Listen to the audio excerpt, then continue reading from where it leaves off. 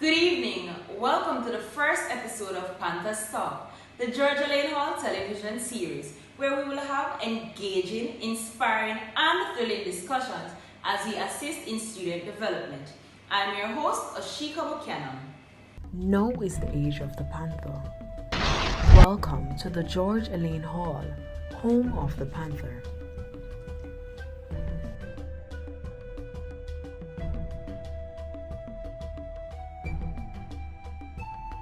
Two Castries Drive, UWI, Mona Campus, the home of the Panthers, birthed from our Grandpaw, the forefather, who has paved the way and has instilled the intrinsic principles that are preserved today.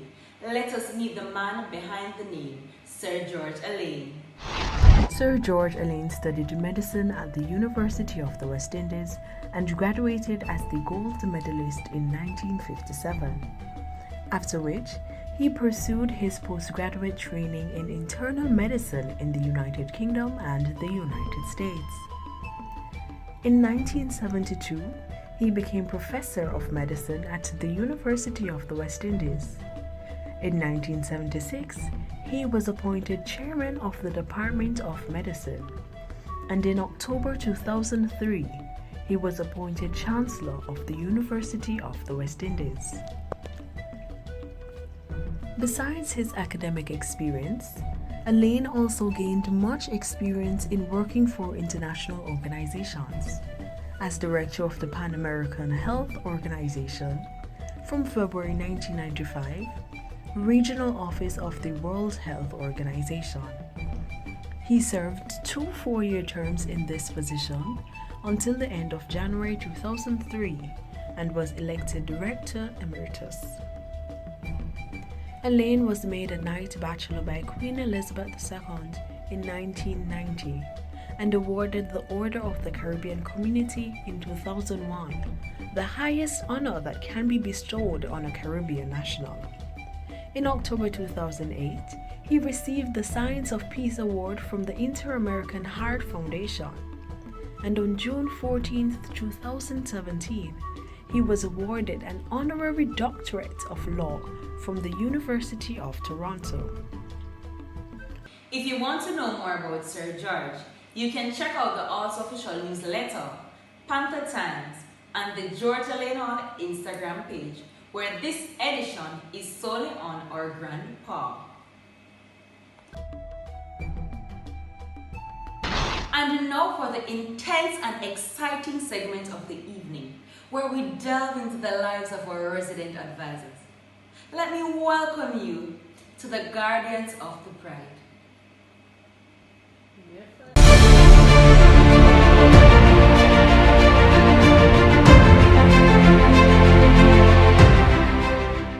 For this segment, Unveiling the Guardians of the Pride, I must say that there's no better person to do this reveal than Mrs. Rasheen Roper Robinson. Hi everyone, I'm Rasheen Robinson from the Office of Student Services and Development, and today I am here with some Guardians of the Pride, or as you all may know them, the resident advisors of the George Alleyne Hall. And in an effort to get to know them a little bit more, we have them gathered with us today and we are going to get into the things then. So are you ready? Let me know if you're ready now, because this is going to get deep. We're going to laugh, we might cry, but all in all, we are sharing with you. I didn't give you permission to laugh. We are sharing these guys with you. They are your guardians and they're here to just share all, and I want you to just begin as we sit here and have a chat. So, hi guys, welcome. Hi. How are we? I'm okay. COVID free. Yeah. COVID free. COVID free. Yeah, deaf. By the way, guys, I want you to know that we did practice, our COVID protocols. They came here wearing their masks. We just asked them to remove them for the purpose of the interview. So, don't bother judge, don't bother at us, just keep it cool, right?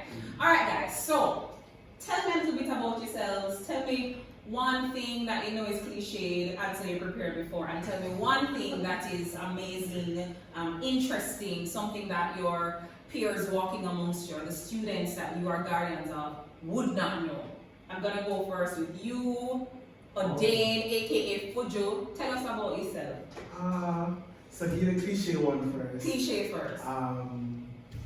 I'm straight to the point. I think I'm a very direct person. I think it causes too much conflict in the end. Lots of conflict. So if you know how to be direct, I'm direct. What don't they know? Yeah, tell us something juicy. I can't alright. Ooh, I probably can't say it because I'm an RA. But I'm the party. I like when I go to a soca party, I'm that friend that really wants to live out his best life. So you are not the designated driver. Never. You're never. Never. Designated Never. driver. My friends don't have to pick me up off the ground. Okay. But yes, Grant. You're just a little bit careless. Right. Alright. Onika, this is Onika Granum. Tell us something cliche, tell us something amusing. I guess the cliche would be that I'm shy. I'm a shy person. You're shy. Yes, I'm really shy. And I'm withdrawn. But I really am. And I like being in my own space and so on. Something amazing. Oh, I haven't done this in a very long time, but when I was younger, I realized that I could move my ears. Like, Because No, I need to see that. The movie here will be amazing. okay. It's so weird. And like my brother used to tease me all the time. Okay, hold on. Don't make me laugh. Oh my god. Okay, wait. Let me show you. don't burn them. Okay, wait. Are you Yes. It's like a goldfish. That's so Yeah, cool. but it just happened. You know? I can't decide if it's cool or creepy. But it's one of those things. Big up yourself, Anika. Thank you so much. Alright, O'Shane. Many of you may know O'Shane Grant as past guild. Might you have been here when he was guild president? I don't know. So don't tell us that. Tell us something else about you. Cliche about me would be the fact that I love sports and maybe love cooking. Yeah. Maybe. Yeah, but I mean, what I think is most awesome about me. I'm a feminist. You're a feminist. I am. He's a chancellor, right? So that's a discussion that That's we should Mr. Murray always saying to me, how do I straddle that fence? I'm a feminist and all my friends are so. But it's something that I'm learning to accept more and more, that I care about some of the softer things of life. Not all. I can't move my hair. I can't move my hair.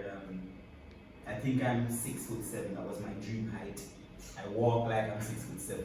Yeah, this is true. Thank you so much, guys. So, you guys operate within a very interesting space here at 138. A lot of persons I know when, with the inception of the public-private partnership and the halls were established and they were looking for resident advisors and student services and development managers, I was like, hell no, right? But you guys jumped in. I think, Odane, you would have been here from the beginning, and Onika, you would have been here from the beginning. Talk to me about why Georgia Lane. I mean, you are a Prestonite. I just would have figured you would have gone to Preston. Maybe, a safer bet would have been a traditional hall for you, Anika, especially coming from, WJC. I mean, talk to me about Georgia Lane. Funny story. So I didn't apply for Preston, and I just like a lot of persons were shocked. Yeah. I applied for tours. Rumor has it that I got in for tours, but Mr. Mackenzie had his own doing. Yes, I can actually confirm that. Right, Yeah. and he said no. I'm going to route to someone else. He wanted some of the stronger persons to help with the And so it was divine Mm. that the group of Irish, the first set, we were tasked with what's the mascot, what are the colors, what are the core values. And we started work with this in a conference room and went back and forth from Jaguars to Eagles to all the thing, and Panthers just rang a bell and we're like, alright, let's sleep on it. And slept on it, it was still good. And then we came into this space and coming from a traditional hall, you realize that okay, them people are rich.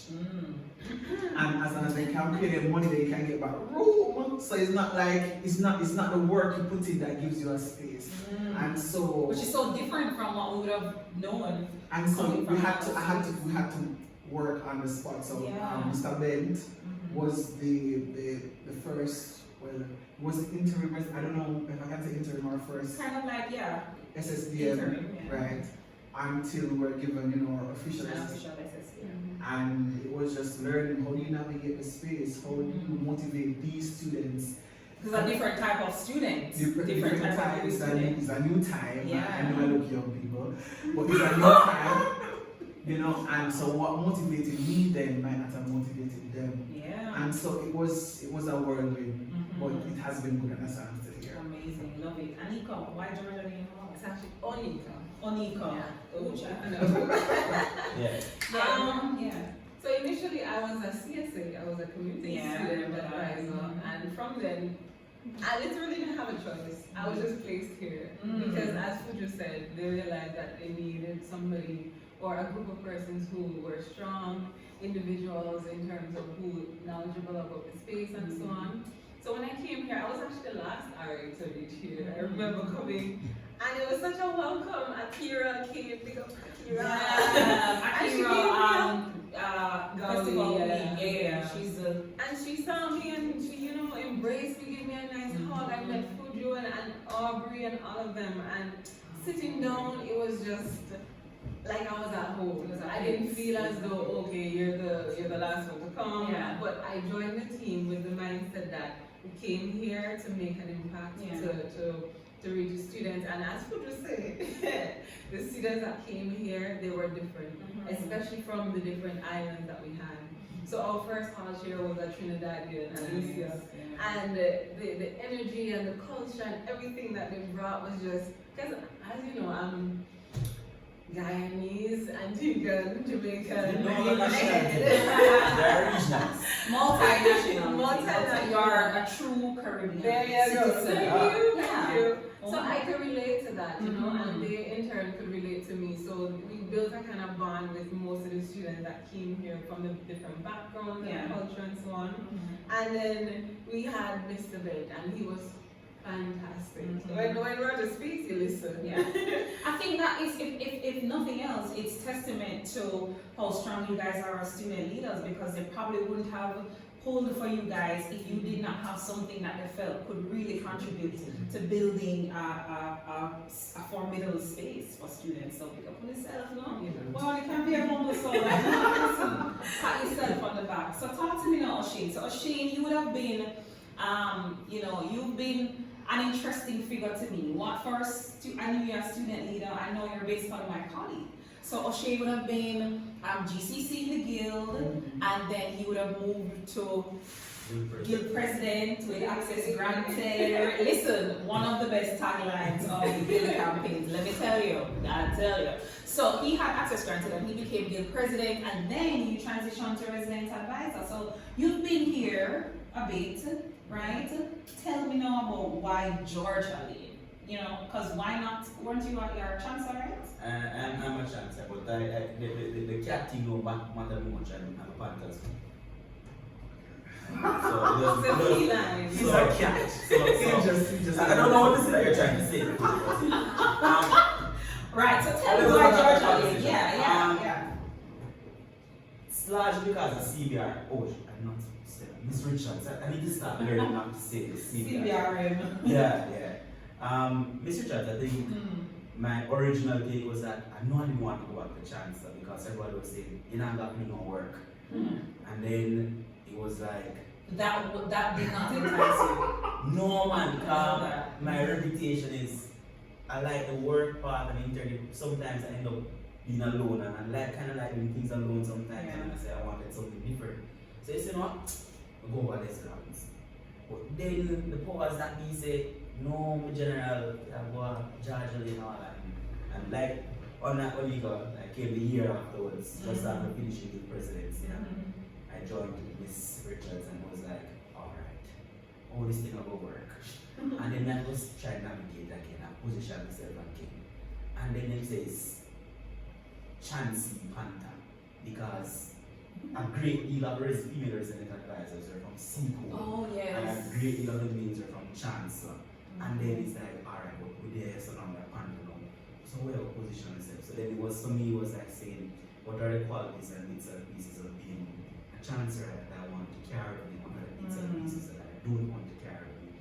And my different levels of involvement, what are the things I really don't want to take here, and what are the things that I want to take with me here. Then it has been that sort of, I want to say, waiting like someone said. It's like one of them hamster wheel, where every now and then you spin things and you say, this is what I think the ideal Panther should be, and when you look at it, try and interpret like things that you want to excellence or nothing. Yeah. And you say, what is it that you want the students to interpret excellence to be? I want to see that you want for them to say what is the nothing going to be. And then I put all of it together and see how it meshes with what I consider to be what I think access granted are supposed to be. Work and integrity, and when I mix all that together, I say, hey, that's all I think I'm going to show that. I like that. I like it a lot. Because and apart from all of you being persons who have been involved in the campus in some way and so being able to make a smooth enough transition, there are personal stories and personal things that would have come together within your stories and your personal narratives that made you the perfect fit for the job you didn't know. And I want to stick and stay with you a little bit, Oshane, because I know you have a really interesting story. A story that person's walking around you probably wouldn't even know, you know what I mean? And so tell us a little bit about how you grew up, Oshane. How did you get here? Because by all intents and purposes, persons looking on, maybe from where you're from, would be shocked about, in terms of, wow, how did he get here? Because some people probably feel like you are not supposed to be here. So tell us a little bit about, your background, where you're from, and your journey to UA. This is probably one of the most touched part of everything else. We like touching. Touching here is good. Okay? Socially distant. Yeah. I mean, Yes. one, I didn't consider myself university material. I didn't think I was even smart enough to be at university.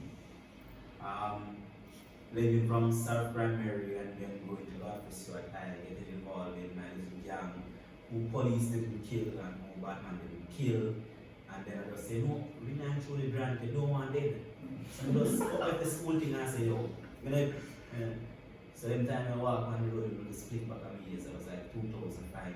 How old were you at this point? I lived by myself from age 13, so from the time. You might be asking why you were living on your own? Maybe about a year or so ago, thanks people like Future can own it and see it and Miss Richards. It's just impossible. My father died when I was 6. I grew up with my stepfather and my mother. Wasn't the most, that sort of relationship. If he beat me, she beat me after I beat she there.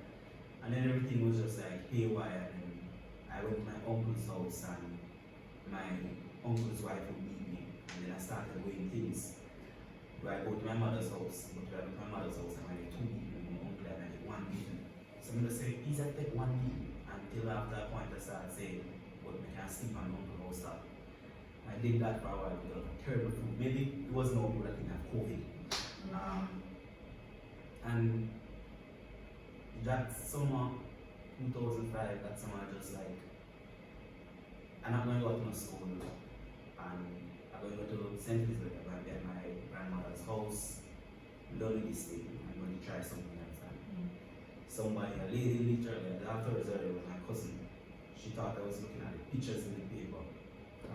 One stiff grab, and she said to me, well, go on and tell her about one of the paper. And she called me and said, everybody has to move with us so they can't read and write. If you go to school, of course, we tell her the real tough man.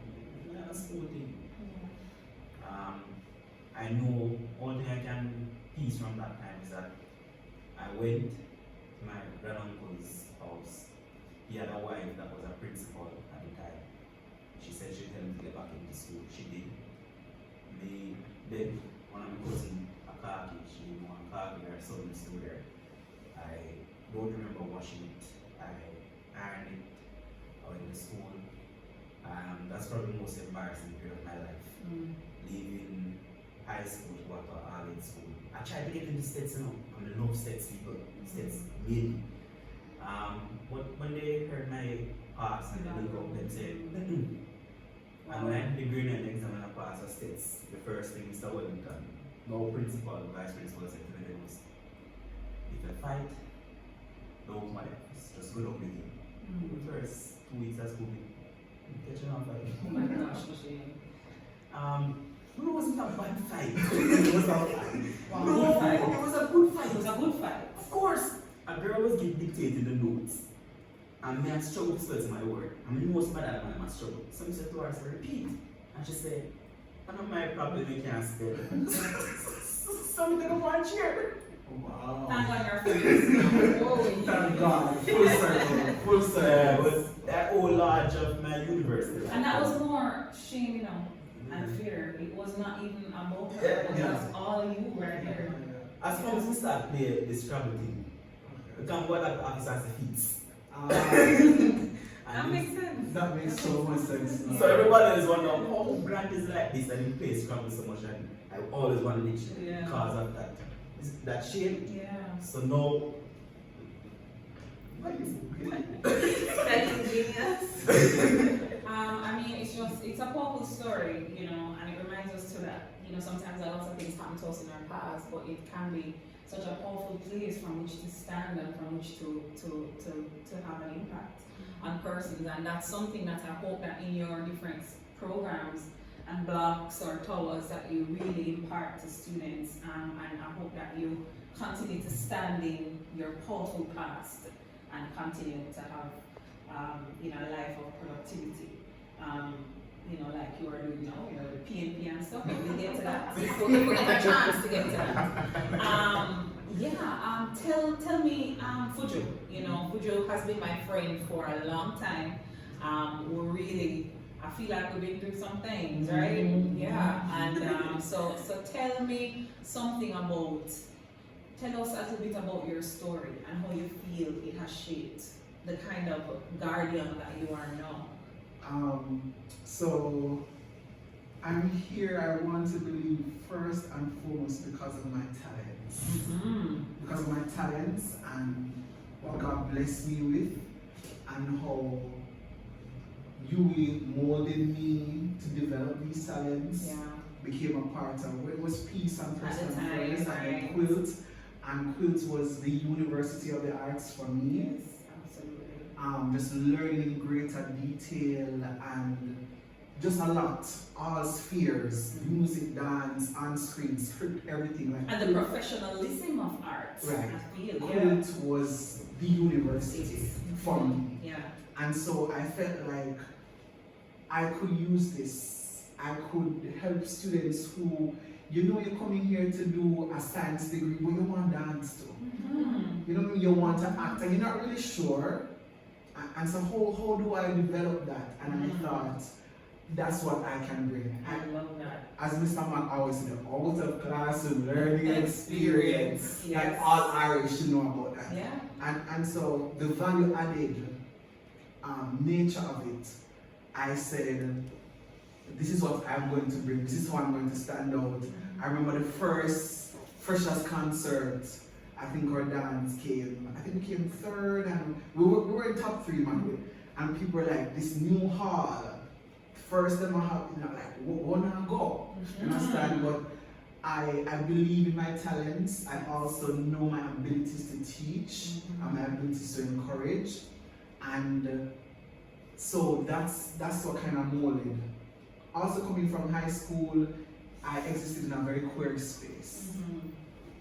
And What do you mean? It's go ahead. so Go ahead. queer can have a lot of meanings, Yes. but I want to speak to queer as in sexuality now.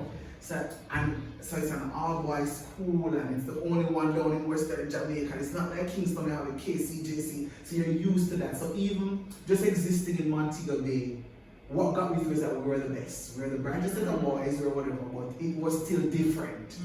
It wasn't so people would use that to trouble you on the street. I'll be a man guy school or whatever. Okay. Because it was not the norm there. However, even within that space, because of that, I think we were very hyper masculine. Really? Oh yes, oh yes. Connor is very hyper masculine. But brilliant. We're all brilliant boys, and I realized, or I found out then that I was queer, different. And then coming to university and how we navigate that was a rough time for me, because I used to think that my sexuality would somehow define the man I become. So undergrad was rough. Have to go see a counselor, which is why now I believe all that prepared me to being. So when a student comes to me now and say, hey, it's not even sexuality, but anything about themselves that they're unsure. I can say, listen, the health center, it is there for you. UE has these services. This is how, and I could speak from a place of experience. I'm not just, them say, if you're not feeling well, go health center. No, I could tell you, I could probably tell you which one to go to, right? As you did me. Right, So, yeah. right. It was real. And so even it's something my SSDM, who is, I hope we have a segment to talk about that, because she is awesome, and she is superwoman, and she is just an incredible being. And even navigating the space as queer, I thought that I was getting angry and I was getting defensive, because I was like, there are boys here who are homophobic, there are students here who say things and who makes the space very uncomfortable for me. So how do I exist? How do I lead you? I have to protect them seriously. And I have to protect them, right? And understanding, and just Mr. Richard is telling me that go down there and talk to them. And I don't think she understood how it probably was so simple because of her being, but it was powerful and it was so terrifying all at once. And I found that I learned as a person, so it's not just what they give the students, but as a resident advisor, I grew and in confidence in walking in myself and understanding that I really have to live that I'm greater than my sexuality. And I found that a lot of students, regardless, because how it's set up, we live on floors with students. It's not like the other areas, and so I live on floor with boys. How do I have? That's like a full circle moment. How do I have a conversation with them? How do I be me but not project and also not be ultra defensive when they have opposing views? Because you pass in the common area and something go on and you hear, but they'll say something that is probably offensive to me. But I put that away if you come half an hour after, because I understand context and understand socialization. And so it has been I've been growing. I think it's probably the first some of my RAs have heard me probably come out like this. I'm looking at some faces and some people are gonna be shocked, but all of those things, the performing arts, the having to see the help, all of those things I believe has shaped and prepared me for, because it is a rough job. You're dealing with 800 odd students with different personalities, different backgrounds. And it is the bits and pieces of you that can connect with them that makes a difference. There's so much depth here, guys. I feel like you are kind of, even if for now, walking in your purposes, you know what I mean, as you impact lives. Onika, what has been the best parts of working here, and what has been the worst or most challenging part of working here? I think I'll start with the most challenging first. The most challenging for me, I mentioned earlier that I'm a shy person. When I'm given a task to do, I do it without showing fear.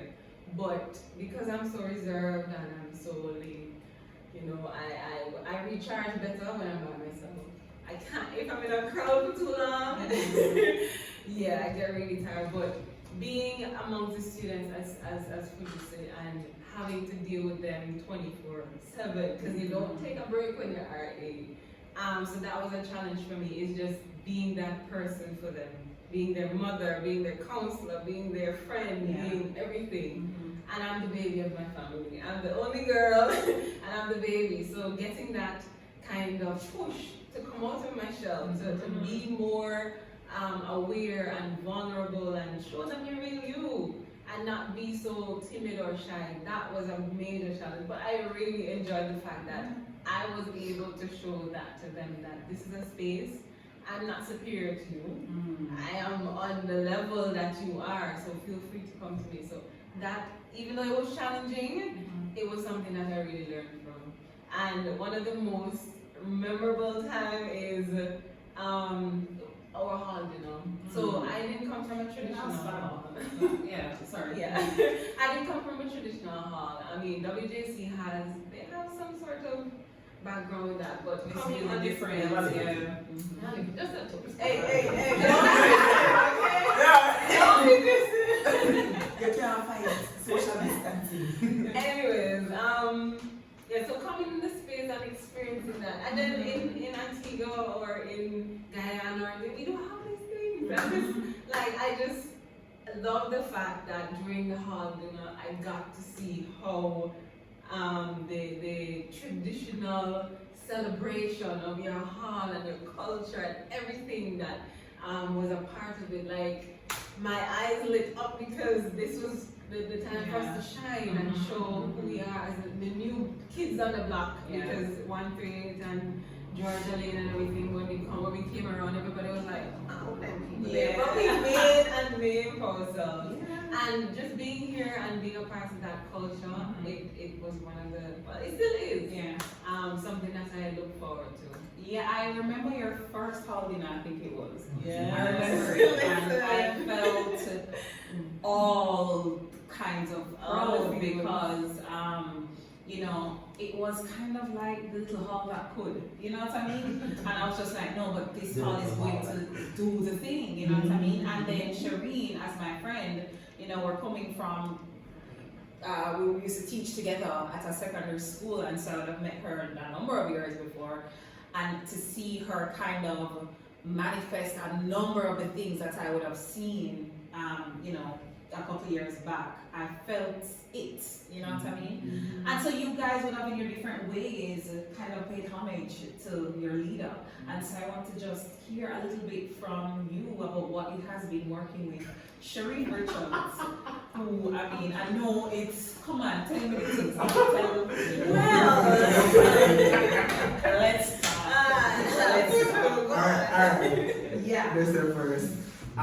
So people will know me and Miss Richards at it.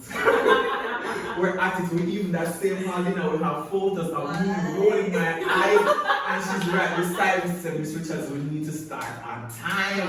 And you know, but I can tell you, if it's one thing, I really respect and appreciate her. And I think it's the doubling back. It's when people say, I don't know this as much until someone says something bad about her. And then you're ready for And then I realize naturally I'm saying, but no, you don't know her. They don't.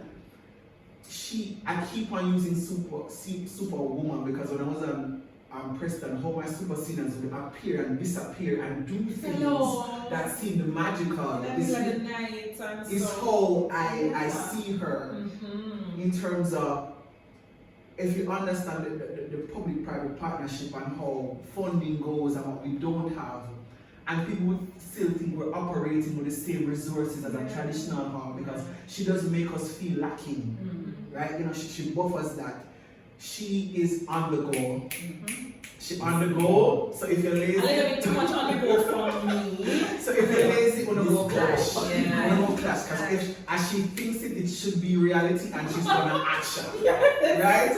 And so you learn skills too, and even your own thoughts that you probably would have left in the back of your head. She said, "No, that's so nice, do it." And she'll message you tomorrow, do it. So until they say, alright, if I even forget her off my back, I'm gonna do it. So she is, I think she's doing a very good job as a manager.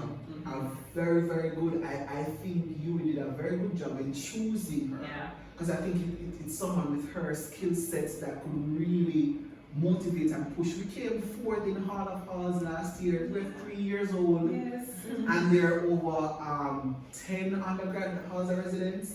and fourth overall. That is tremendous. That's a first, basically. Right. You Yeah. understand? And again, with the resources that we have in terms of students, and a lot of that I tell people, it's her doing.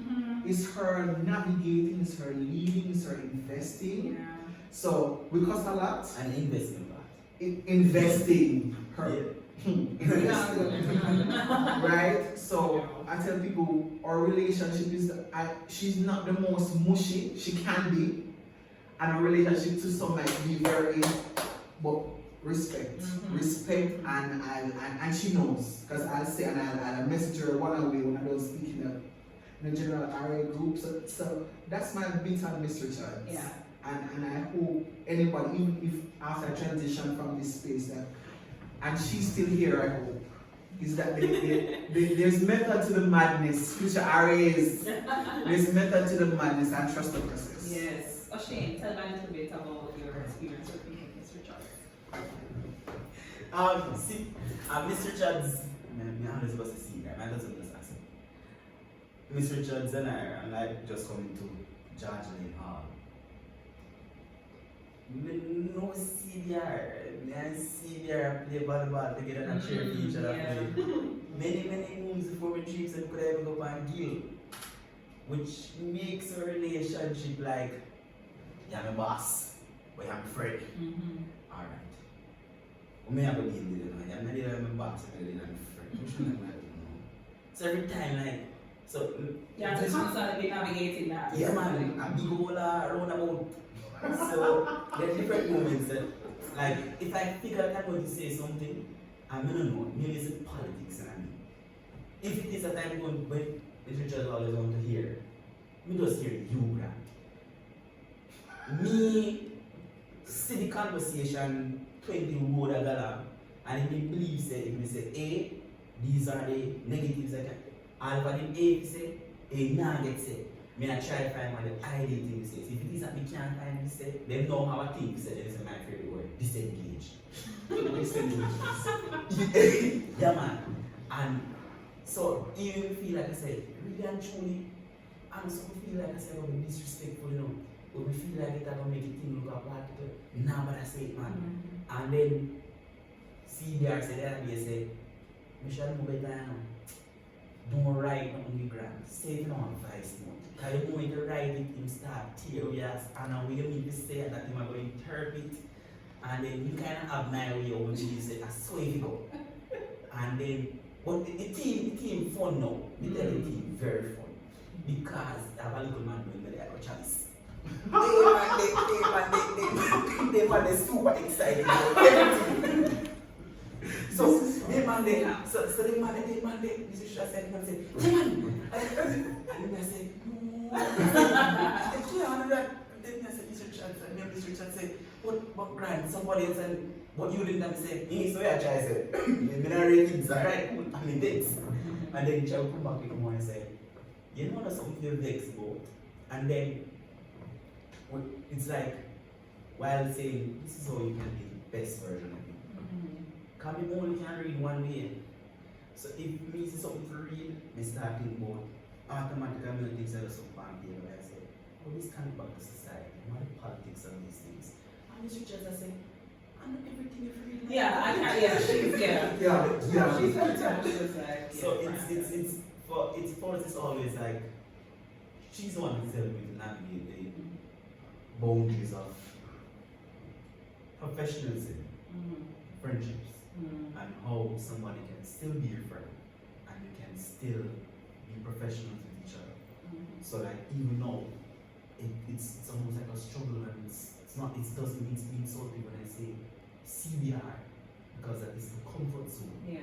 And there are things that I don't want to say in the group.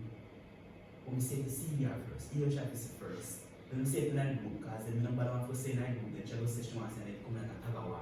It's like you want to fly in the group. We tell them, put in a group with just the RNA first. Then we discuss why I say first. Then put in another group with researchers. And then people are like, why Grandpaw would you always remember? Because. Well, Oshane, you know, if your relationship with CBR, right, and being able to smoothly navigate, if it's the professionalism and the friendship. If it is anything like the way you're able to transition from Patois into standard English, then I think you're good to go. I think you're banal. I just struggle with a little bit a while ago. I said, yeah, Sav. Yeah, I have aunts that they sound like they're speaking Spanish. Yeah. No man, the Sav. And then he goes sub and settles. Oh my gosh. And it's fabulous. Okay. So I think we need to be wrapping now, basically. Yeah. Alright, so let's do a live time capsule. Kind of, right? You guys are guardians of the bride. So to the future cubs, to the future guardians, what would you say? What advice do you want to give them based on your lives, based on your experiences here? How can you make the best of your time here? Just give me one sweet something that we can just package and give to our future guardians or future students. Or well, let's just start with future guardians. Onika, yeah. Alright. Give me one sweet something that you want to leave. Apart from saying excellence or nothing, respect goes a long way. Respect for your peers, for those in authority, those who are here in administration. We're not here to run your life, because a lot of the times when we have gotten from students is that as food is okay with money, you can't tell me nothing. But at the end of the day, we realize, or they should realize, that we are here to help guide the process. Just like with Grant or with Fudo, myself, Miss Richards, and us as RAs, we are here to help you with that transition. Yeah. And even though we ourselves are students and we have our personal lives, and we've been put here, I think it's divine purpose. Absolutely. I actually think that each of us were handpicked, not just by Miss Richards, but overall, to be able to mesh together and to help guide the students that come into this space. So a little tidbit is just to learn to respect the process and go. I'm that kind of person. Go with the flow and see where it takes you. Look where my journey reached. All the way to Jamaica, coming from Which we hear you're probably gonna stay here and become I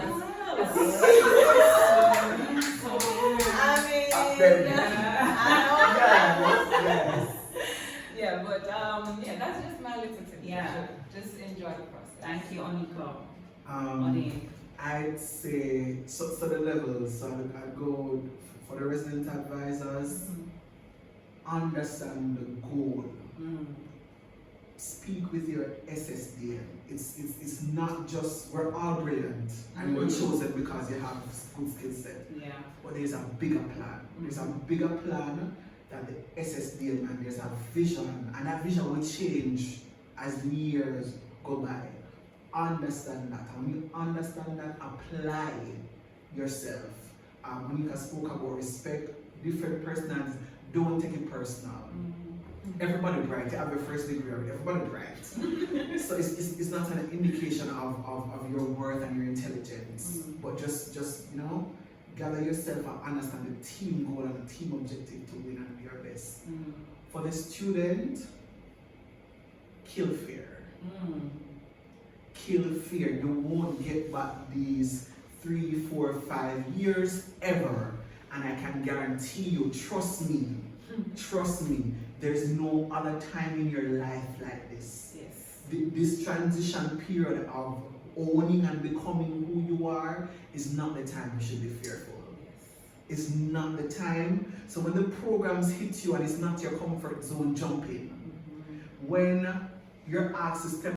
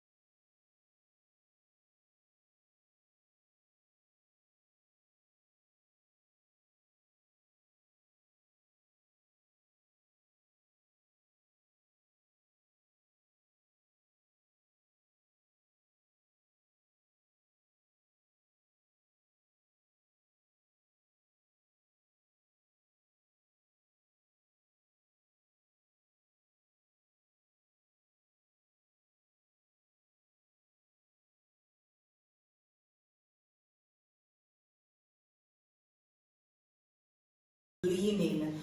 I want you to understand that this was more than just getting to know your resident advisors, but this was really time spent in demonstrating that no matter where you are in the process and in this thing called life, you know, you have the choice to be, to do, to lean in, really enjoy life, really learn, and just have an amazing time while you're here. There's something you said that was really good, that now is that time for you to really say yes, get involved, participate, use the time to understand yourselves. And I mean, I think your three guardians here have said it best. So thank you so much for joining us, and until next time, remember, excellence or nothing. Music expresses that which cannot be said and on which it is impossible to be silent. Victor Hugo. Now in our entertainment segment of the week, it is only fitting that our artist of the week is none other than DL. Born in Kingston but spent most of his childhood years in the parish of Mandeville, DL became a teacher shortly after leaving college. In pursuit of his musical career, DL left his job as a teacher and went back to his home parish, where he released his first ever single, I'm From Kingston. His latest roots reggae single, Pretty Melanin, is a tribute to black women. In a time when black women empowerment is so prominent, this song speaks volume as it glorifies the black women and their natural beauty.